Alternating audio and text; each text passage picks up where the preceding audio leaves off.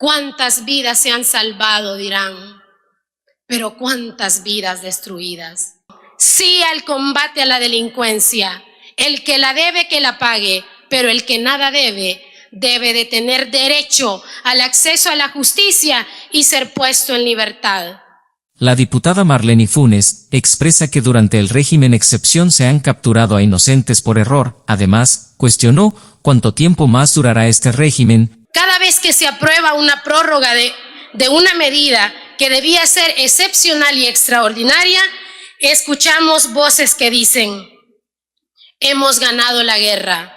Otros dicen: vamos ganando la guerra. Y hay otros más atrevidos que se atreven a decir: somos un país libre de delincuencia. Pero a pesar de estas palabras, siempre es necesario prorrogar por un mes más esta medida. Y eso nos hace preguntarnos: ¿por cuánto tiempo más El Salvador tendrá un régimen de excepción? Y quizá por muchos años más. ¿Y por qué? Por una simple y sencilla razón: no hay una política de seguridad pública que garantice resultados permanentes.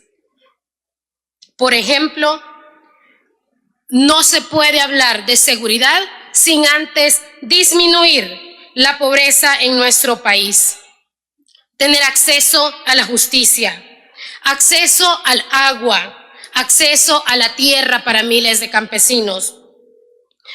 Cuando tengamos una política tributaria progresiva que garantice mayor recursos para que el Estado no se siga endeudando más, mayor inversión en agricultura, fomentar las buenas prácticas y austeridad en las instituciones públicas del Estado que puedan tener gastos innecesarios y que además estos gastos no estén bajo reserva. Seguiremos los salvadoreños siendo testigos de cómo esta supuesta nueva clase política sigue quejándose del pasado, pero no trabaja en el presente para asegurarnos un mejor futuro. Mientras existan políticos mentirosos, demagogos, que hagan promesas irreales, como por ejemplo construir 5,000 escuelas en un quinquenio, que equivale a 1,000 escuelas por año, o aquellos políticos demagogos que nos digan que vamos a ser la capital financiera del mundo y que nos preparemos para el despegue económico, o políticos sinvergüenzas que nos digan que van a enviar un satélite al espacio, que van a construir ciudades del futuro, escuelas virtuales. Esto no va a cambiar mientras la población siga creyendo estas mentiras. Como salvadoreña tengo amor por mi país, por mi patria sufrida, engañada. Y surge en mí la preocupación: ¿qué pasará en nuestro país cuando no haya régimen de excepción? ¿Acaso podemos decir que vamos a pasar de manera permanente e indefinida bajo un régimen de excepción en El Salvador? Esto a falta de una política pública de seguridad nacional. Sin duda, seguiremos como buenos salvadoreños diciendo: ojos que no ven, corazón que no siente. Más de un centenar de salvadoreños han perdido el bien más preciado que puede tener el ser humano: la vida.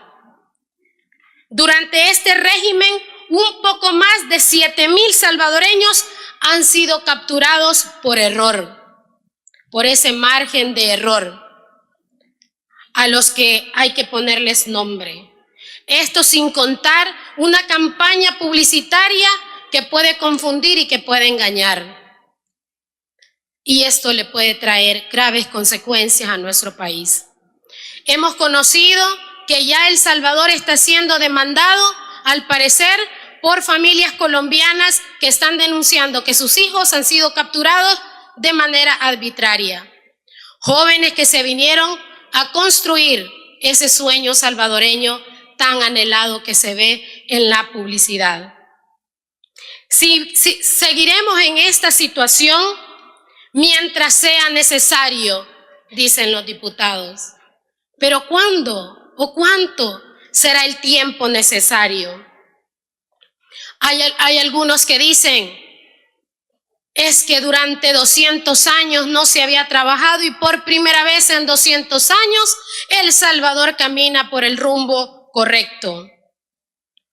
¿Pasarán ustedes acaso esta nueva clase política, supuesta nueva clase política, quejándose por los próximos 200 años y culpando a otros de los errores que les toca enfrentar actualmente?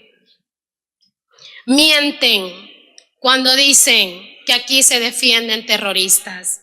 Mienten cuando dicen que son 73,000 malditos terroristas capturados, porque ya a pesar de tener un sistema judicial flagelado y mancillado, más de 7,000 han quedado en libertad. Y cientos de salvadoreños tienen ya su carta de libertad, pero que el sistema penitenciario se niega a dejarlos libres. ¿Por qué? Porque es una necesidad mantener ese número, porque ese número genera rating, genera vistas, genera votos. Debemos estar claros que nosotros hemos dicho siempre, defendemos los derechos humanos.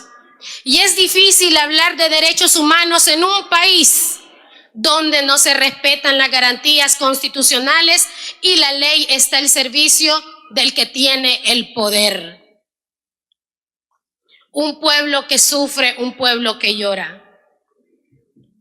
Hoy hemos conocido de la captura de Sarbelio, un joven esquizofrénico diagnosticado por el Hospital Psiquiátrico de El Salvador, pero que estaba en el lugar y en el momento menos indicado.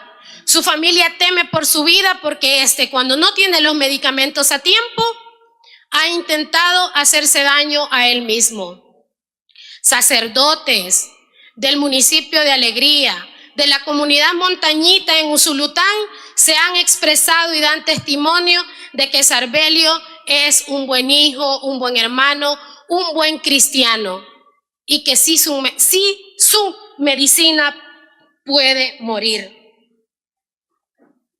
¿Cuántas vidas se han salvado? Dirán, pero ¿cuántas vidas destruidas? 7,000 vidas de salvadoreños, que se traduce a 7,000 familias destruidas, con traumas, enjaranadas y con su expediente manchado. Por supuesto que hay que combatir la delincuencia de manera frontal y decidida. Pero es curioso cómo pasamos todo un mes sin conocer de capturas, sin conocer de crímenes abominables, pero 1 o 2 semanas antes de que venga la fecha de aprobarse el régimen, tenemos capturas. Se ha dicho en estos 18 meses hasta el cansancio que otros negociaron, pero también este país y el mundo debe saber que esa misma fuente de información que acusa a otros, también acusa a la actual administración, no solo de haber pactado, sino además de haber liberado terroristas. Y que investiguen al medio y que investiguen su fuente. Tratan de engañar a la gente diciendo la oposición defiende delincuentes. No. En un primer momento lo negaron. Hoy han tenido que aceptar. Hay inocentes, hay errores. Y por esos inocentes, por esas vidas, por esas familias que se han destruido, es que creemos que es necesario que en El Salvador exista una verdadera política pública para combatir la delincuencia, pero no solo para combatir la delincuencia, sino también para erradicar los males que generan la violencia, el hambre, la pobreza, la falta de producción, el despilfarro y la corrupción. Mientras esos males sigan vigentes, mientras existan políticos mentirosos que en campaña digan, no vamos a tener asesores, vamos a pedir una auditoría de este primer órgano de Estado para ver en qué condiciones lo dejan, pero hasta hoy ni auditoría y ni han renunciado a los asesores. La mentira trata de imponerse, pero la verdad sale a la luz. Y este proceso será lento, pero seguro. La historia nos dará la razón. Sí al combate a la delincuencia. El que la debe, que la pague, pero el que nada debe, debe de tener derecho al acceso a la justicia y ser puesto en libertad. Cientos de familias ya tienen su carta de libertad y hasta hoy no les han querido liberar. ¿Por qué? Y vamos a seguir diciendo hasta el cansancio, que el país y el mundo lo sepa. José Duval Alvarado Mata 2 veces ha sido absuelto por el mismo delito y sigue desaparecido en el sistema penitenciario. Buenas tardes, pueblo. Gracias, señor presidente. Somos Mágico TV.